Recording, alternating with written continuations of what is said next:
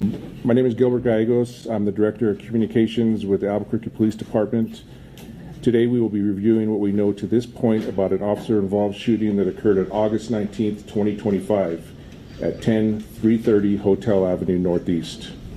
The case number for this incident is 25-00-68673. And I should mention that we are going to be doing two different OISs today, and we'll take questions after they're both done. In this incident, one officer discharged their duty-issued rifle. Officer Christopher Vaughn, who has been with the police department since March 2008. Officer Vaughn has not been involved in any prior officer-involved shootings. The woman who was shot in this incident is 53-year-old Leilani Nani Tripp. And this incident occurred in the Foothills Area Command. On August 19th, 2025 at 2:36 a.m., a woman called 911 from the Los Altos Lofts located at 10330 Hotel Avenue Northeast. The caller said Miss Tripp appeared to be having a mental health episode. They said Miss Tripp was knocking on doors in the apartment complex saying that everyone is being poisoned. The call was not immediately dispatched because there were no officers available at the time. You will now hear the 911 call audio for that call for service.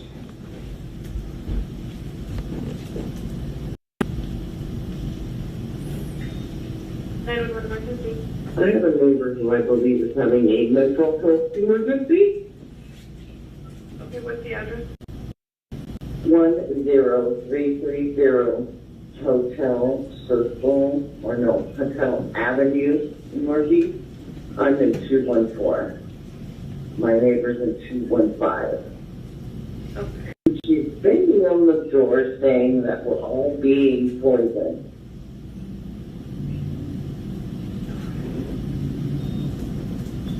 How long has it been going on for? The past 20 minutes maybe? Okay. So she's been knocking on your doors saying this? My door and others as well. Okay. Saying that we're being poisoned.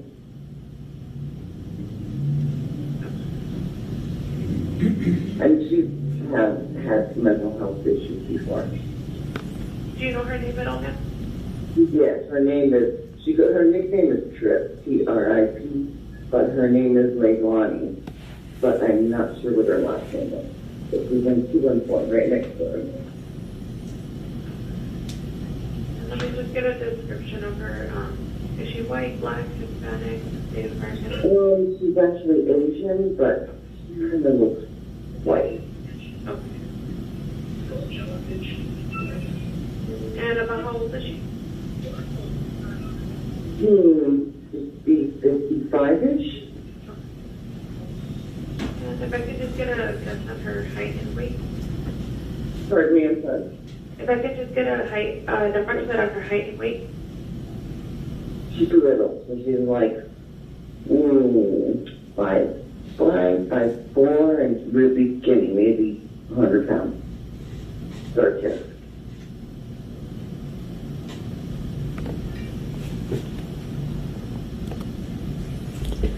At 4:50 a.m., a second call was made to 911, advising there were several people loitering by the mailboxes and causing a disturbance.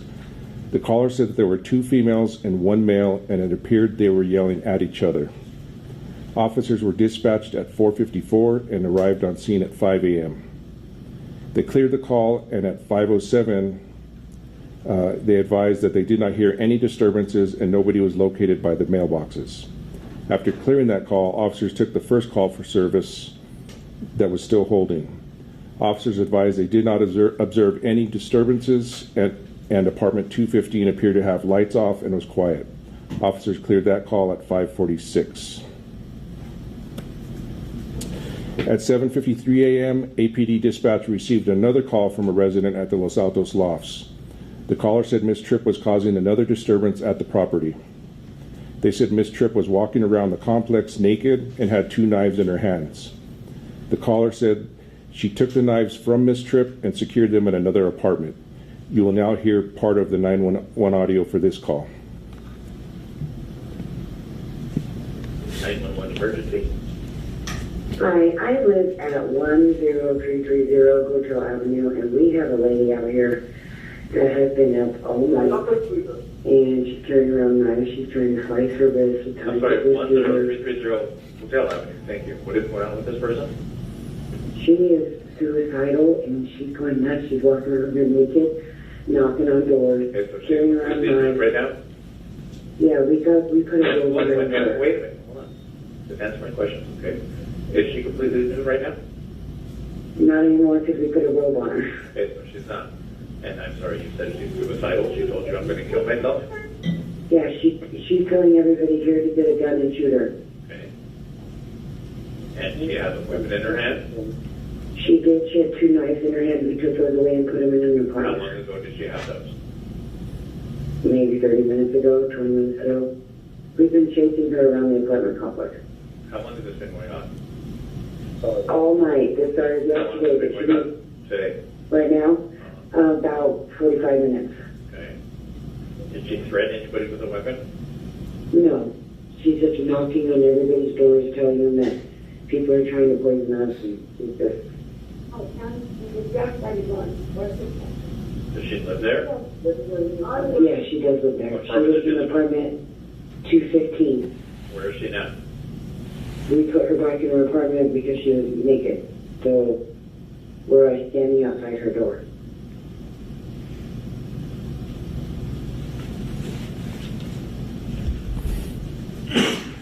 Officers were dispatched and arrived at the apartment at 8:31 a.m. When they arrived, they spoke to apartment staff who said that they had took 2 knives away from Miss Tripp.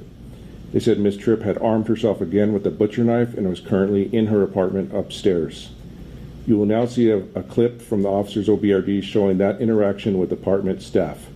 He also requested an officer with a 40mm less than lethal launcher.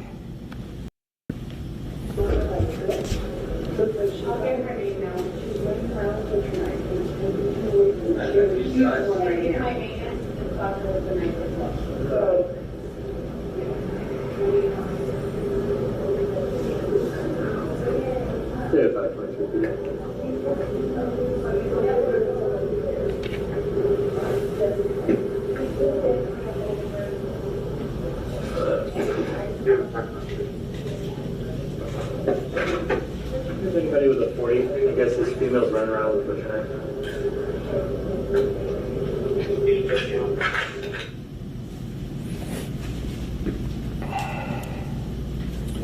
After learning Mrs. Tripp had armed herself with a butcher knife, the officer grabbed his duty-issued rifle from his marked patrol unit. He was then informed by the maintenance worker that Miss Tripp's apartment was upstairs. As the officer attempted to get a visual of the apartment from the parking lot, he observed Miss Tripp coming down the stairs and holding a knife. When Miss Tripp got to the ground floor, she accelerated toward the officer, closing about 1/3 of the distance in 3 seconds. She had the knife in her right hand raised near her head as she ran. The officer gave multiple commands for her to put the knife down. The officer then shot 1 round from his duty-issued rifle.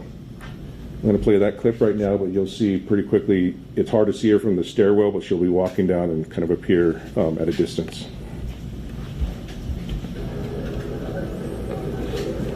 You got her name?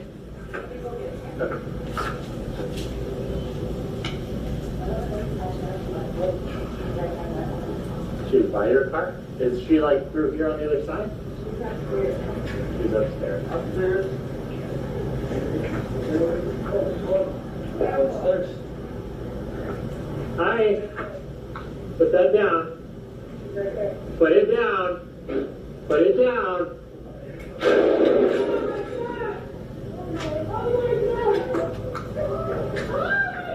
There, 523, shots fired. You can start in 4355, stage them on Hotel Circle. You know, now, DSW.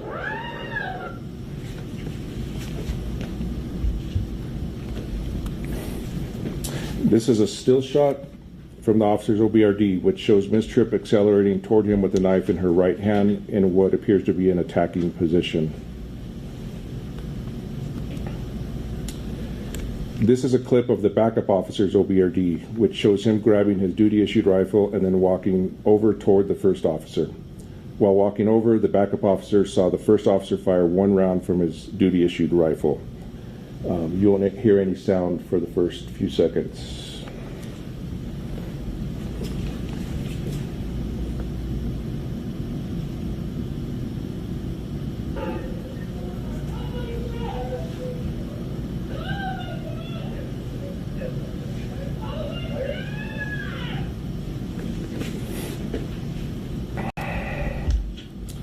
After firing his duty-issued rifle, the first officer and his backup officer approached Miss Tripp, placed her in handcuffs, and began rendering aid to her until medical personnel arrived on scene. Let's see if we can 16 her so we can get her home. Hold up.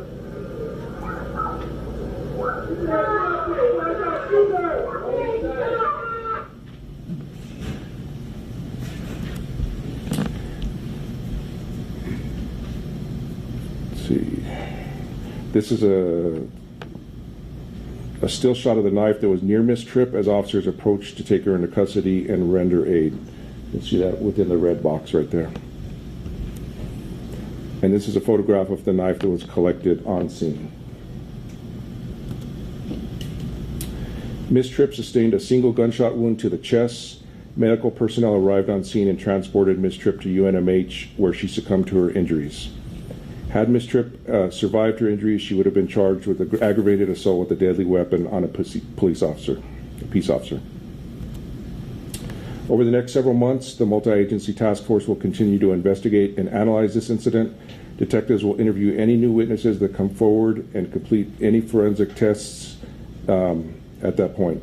After the investigation is complete, the case will be forwarded to the district attorney's office to make any determination of criminal charges. So that's the first officer-involved shooting. We'll hold questions until we complete the second presentation.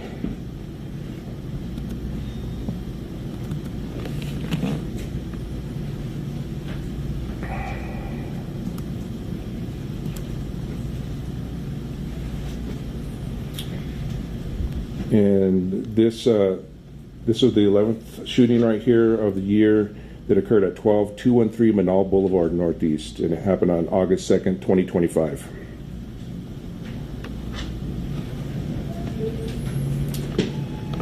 In this incident, one officer discharged his duty-issued weapon. Officer Zachary Herbst, who has been with the Albuquerque Police Department since May 2014. Officer Herbst has been involved in 3 prior officer-involved shootings.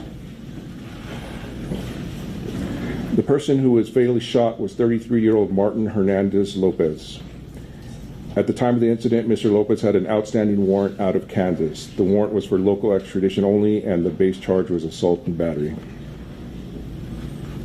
This incident also occurred in the Foothills Area Command. On August 2nd, 2025 at 2:08 p.m., Albuquerque Fire Rescue paramedics were dispatched to 12213 Manal Boulevard Northeast. They are responding to a report of a traumatic injury. A woman said she fell and may have broke her wrist. You will now hear part of the initial AFR dispatch audio.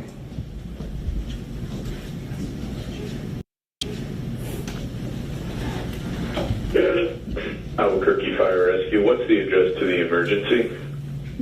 12213 Manal Boulevard. I'm sorry, what was it? 12213 Manal Boulevard. 12213 Manal. Is this a house, apartment, or business? It's apartment. It's apartment of letter B.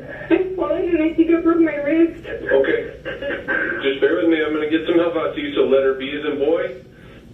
Yes, please. Okay, what's the you said you fell and broke your wrist? Or how did that happen? Yes, I fell Okay. off of my chair and my wrist. I can't move it, and it's a bit weird. You live alone? It's broken, so I can't move. No, I have my husband and my daughter. How old are you? I'm 41. 41, okay. So I am going to send help out to you, okay? And so this just happened? Yes, it just happened right now, and it really hurts. Are you bleeding at all? I don't know. I don't think there's a little bit of blood, but I feel like so my wrist is really weird, and it hurts. out there now, okay? We'll be out there shortly. From this point on, don't have anything to eat or drink. Don't move anymore unless you're in danger. Don't splint any injuries. Before the responders arrive, have someone put away your pets, gather your medications, unlock the door, flag us down. If you get worse before we get there, call us back. We're on the way, okay?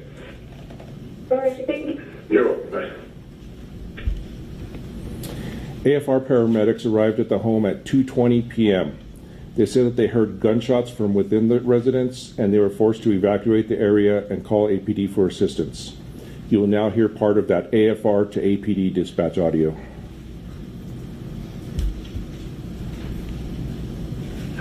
Police operator 8735, how can I help you? We've got hey, this is Bar next door. We've got an 82 code 2. It's going to be at 12213 Manal Boulevard Northeast. Apartment B is a boy.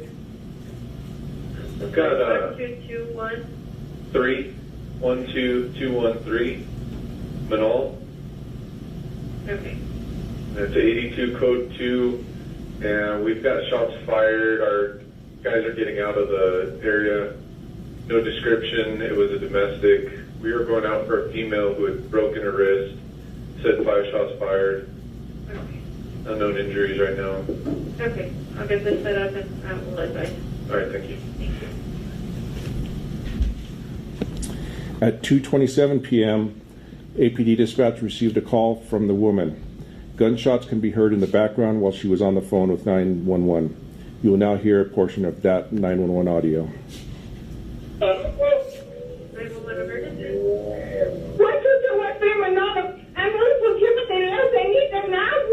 What's the address?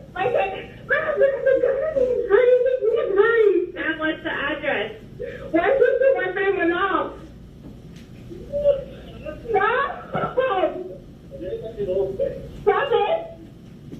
Who is it? What's going on?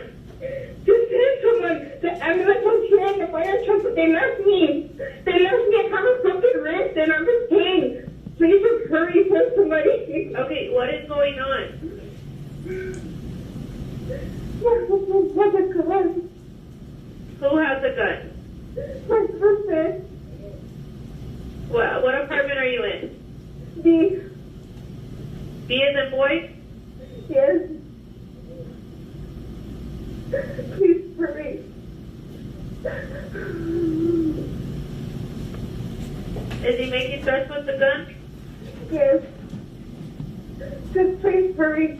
They were here, but they left me. I don't know why they left me. I need them. I went in to get my shoes and my baby, and they left.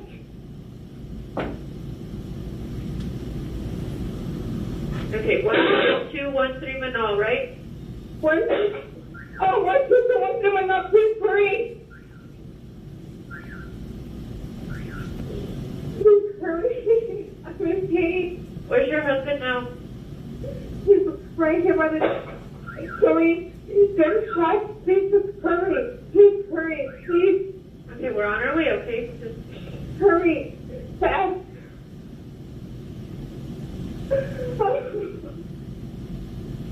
Hurry. is he shooting his gun? Into the trash can, yes. But he's suicidal, and I'm scared for Is he under the influence of drugs or alcohol? alcohol. Okay, and he has a gun? Is it a handgun? Yes, it's the one I've had for years, way before I met him. I use it as protection because it's only been me and my baby. Okay. But he found it. So, I don't know. He's acting like this. Please hurry. Please. I don't want him to hurt himself. He's doing more gunshots inside the house. Please help me. I hope he's not hurting himself.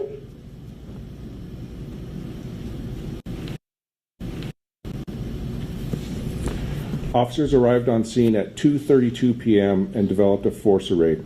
As they approached the residence from the west, they made contact with the caller and a female neighbor. You will now see a clip from a witness officer's OBRD interaction.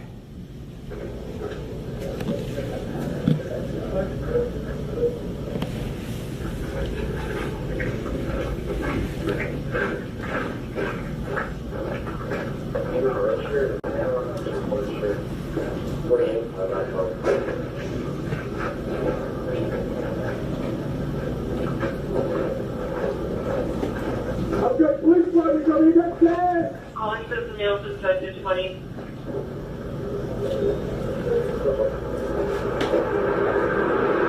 Females walking down the street on the 21.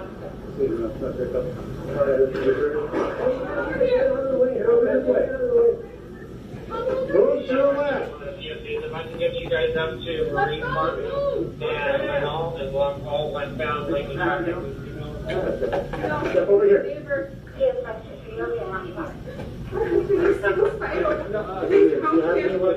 No, I don't. I think my business is broken. Okay, I do have to pat you down. Okay, let me see your purse.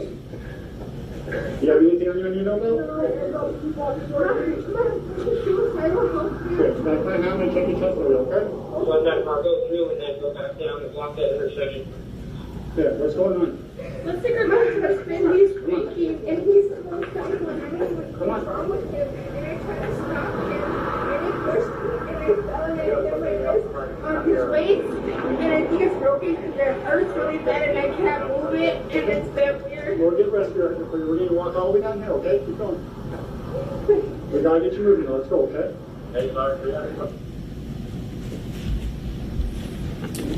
As one officer escorted the women away from the residence, additional officers attempted to make contact with Mr. Hernandez, who was outside the apartment building.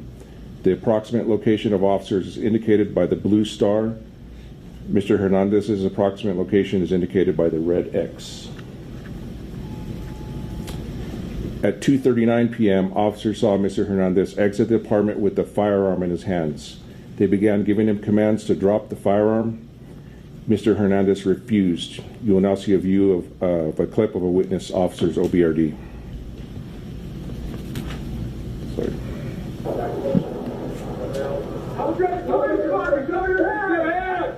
Let me see your hand!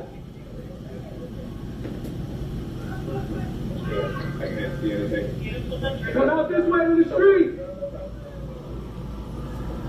Drop the gun! Drop the gun! Drop the gun! Drop the gun! Drop the gun! Drop. Drop the gun!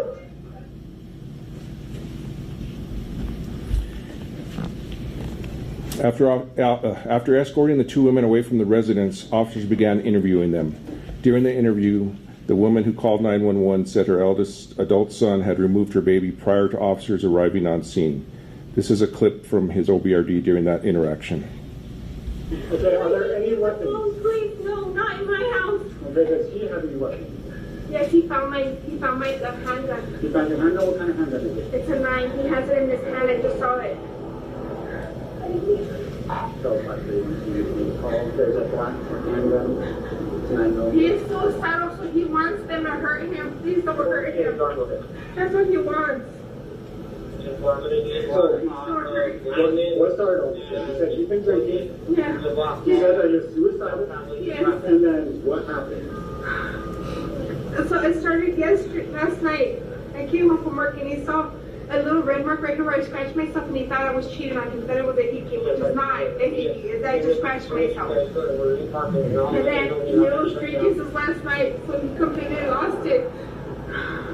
And he got me all right here and right here. Where did he do the cause that? He was holding me down and holding my neck up and pointing at this and jabbing his finger because he was like, you're cheating on me, you're cheating on me. It's like, I'm not cheating on you, I scratched myself, but he thinks it's a hickey. Were you able to breathe when he was doing this? For a while, yes. For a while, so at one point Because then he started covering my mouth, so I wouldn't cry anymore because the baby was getting scared. Did you lose consciousness? I think I did. Then he slapped me. Officers attempted to speak with Mr. Hernandez and gave him commands to drop the firearm for more than 6 minutes. Mr. Hernandez refused to obey officers' commands and continued holding the handgun in his hand. While speaking with Mr. Hernandez, officers saw him shoot his firearm into a cinder block wall. About 1 minute later, at 2:49 p.m., one officer deployed a 40mm less than lethal launcher but missed. You will now see a view of a clip from the officer who discharged their 40mm.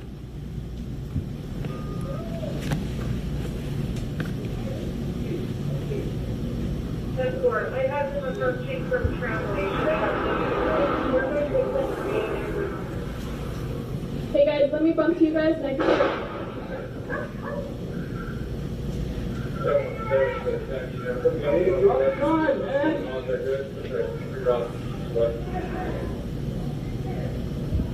What unit was that for? I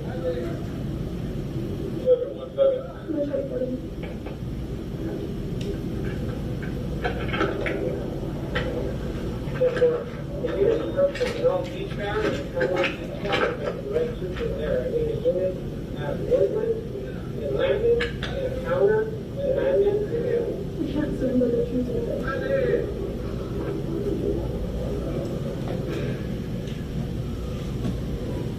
I have kids going from Woodland and Lansing approaching from Tramway, coming from the east. There's a quarter oxygen. Between Landon and Ray Park, that's where the bigger hot tub. That's correct. They're going to go north. 40, 40, 40. Way to Woodland and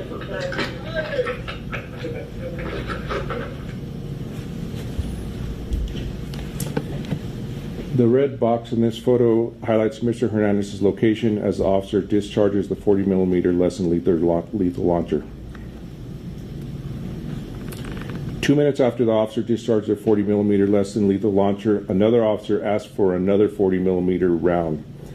That round was also unsuccessful. About 4 seconds later, the first officer discharged his duty issued rifle, striking Mr. Hernandez. You'll now see a clip from the assisting officer's OBRD.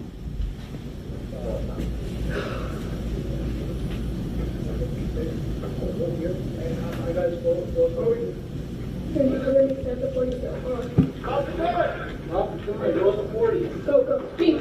I do.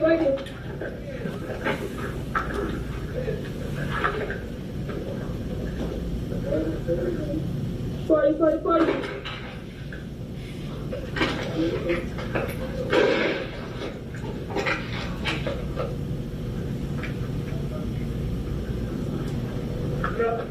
Transition to handgun.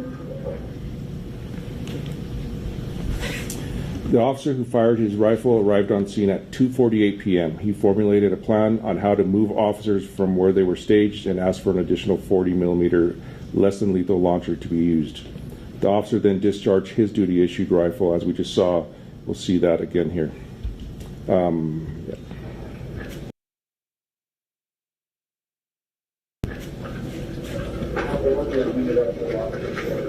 Hey, let's get some space. Let's get some space. Hold here. You guys hold here for a second. Drop the gun! Hey, who has a 40? Who has a 40?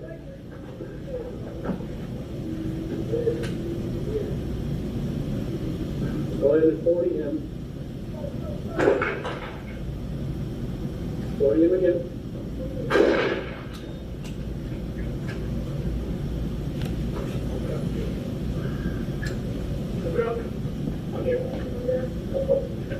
All right, hey, let's hang on.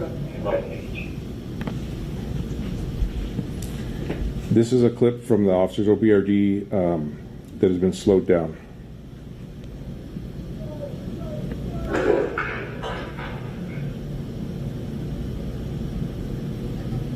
Again.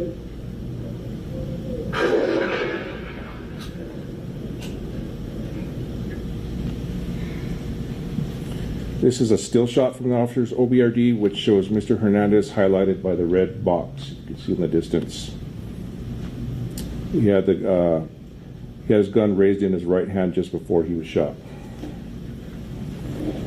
This is a clip from a witness officer, which shows officers approach Mr. Hernandez and began rendering aid.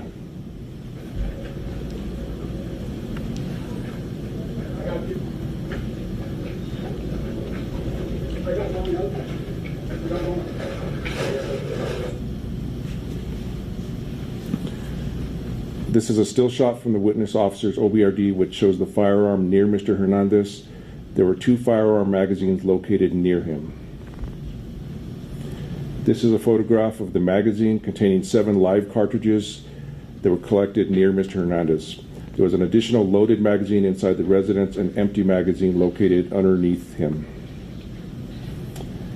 This is a photograph of the impacts to the stucco wall directly behind the trash can that Mr. Hernandez Lopez was allegedly shooting into. And this is a photograph of the cinder block wall, which is where we believe Mr. Hernandez shot into while speaking to officers. This is a photograph of two of the impacts the detectives located while searching the inside of the residence. Mr. Hernandez is believed to have shot inside his house near the time AFR personnel arrived on scene. And this is the Taurus G2C 9mm handgun that Mr. Hernandez was armed with during the incident. The firearm had one cartridge in the chamber and no magazine was inserted. The original purchaser of the firearm is Mr. Hernandez's wife. The firearm was purchased in March 2019 in Albuquerque. There were no NIBIN leads for this firearm. Mr. Hernandez sustained a single gunshot wound to the chest. Medical personnel rendered aid on scene, but he was pronounced deceased. He did have an injury to his face, which officers advised were due to him hitting himself in the head with the firearm. Had Mr. Hernandez survived, he would have been charged with felony domestic violence, ag assault with a deadly weapon, and child endangerment. And with that, we'll go ahead and take questions on both of the incidents. You want to say something first? You know, just real quick, I just want to start with, especially when you look at that first officer involved in the shooting, I just, want to re-emphasize something I've said over and over again. How many times are officers from the Albuquerque Police Department going to take somebody to a facility to get help for issues that they're going through mentally, and we have to deal with them again, and they don't get the services and the help they need? We really have to look how, as a community, we're going to invest in getting people the help that they need, so that we don't have reoccurrences with individuals, and sometimes they lead up to situations like we've had here today. This is the second one, I think, in the last 6 months where we've tried to get somebody to help. The first one being the one at the hotel, and now this one. And it is just something that I hope all the policymakers in Santa Fe are looking at and saying, we got to help the police save people's lives, number one. And number two, we got to do everything we can, because these situations are dangerous, and eventually we're going to get an officer injured or killed. Questions?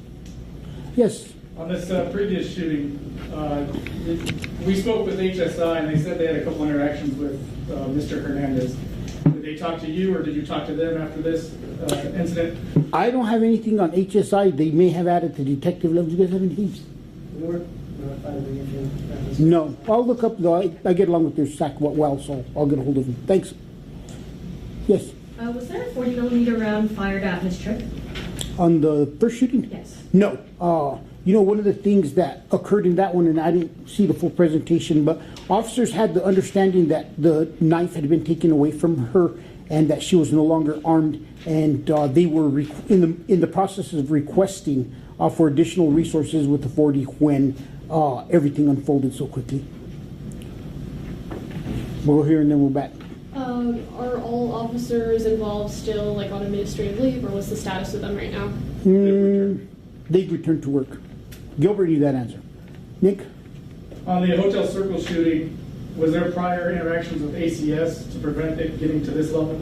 No prior actions with ACS, and very little criminal activity. It had to do a lot with mental health concerns. Had APD had any previous interaction with Ms. Tripp? Yes, I do believe there had been previous interactions. My understanding was we had worked on getting her transported to a mental health facility in the past. Yeah, from that same apartment. From that same apartment. And that's where I go back to how many times do we have to work to try to get people help? We got to make sure we get people help, and we don't just release them back into the community without helping them. We've had a couple of mental health involved situations, and you're calling on policymakers to do something. What is the preferred outcome in your eyes as to what they should be doing? We need to rebuild our mental health capacity for dealing with individuals. And it's not just with officer-involved shootings. I know that, it gets the spotlight now, but it's unfortunate. Our officers deal with this each and every day. And our officers are trying to balance compassion for the unhoused, but also meeting the needs of the community that are seeing quality of life issues and they want to address them. And I really, I support the governor that there has to be a way for us to force individuals into treatment and for us to get them the help they need. And my argument is really simple: is sometimes individuals are in a state of mind that they're not able to make the best decisions for their own safety, for their own good. They're not there at that moment. We need to stabilize them, we need to help them, and then they're able to make better choices for their own self-care. And I think that it's imperative that we look and see how we could start getting individuals into involuntary commitment when we recognize that the individual is a danger to themselves. So I'm hoping that our legislature and everybody could work in the next year with one another, and we could find a happy median where we could respect the rights of individuals, but at the same time have a process in place where we could assess somebody and maybe work with the mental health provider and give them our assessment that this individual seems unable to care for themselves, and maybe get to the point where we could force individuals into treatment. Right now we're very limited. They have to be a threat to themselves or others, and it's very vague, and it's not just the fact that they can't take care of themselves, and it doesn't include that they're not making decisions which is helping them get out of the situation that they're in. Any other questions? Well, thank you guys. Have a good Friday, and we'll see you next week for some press conference.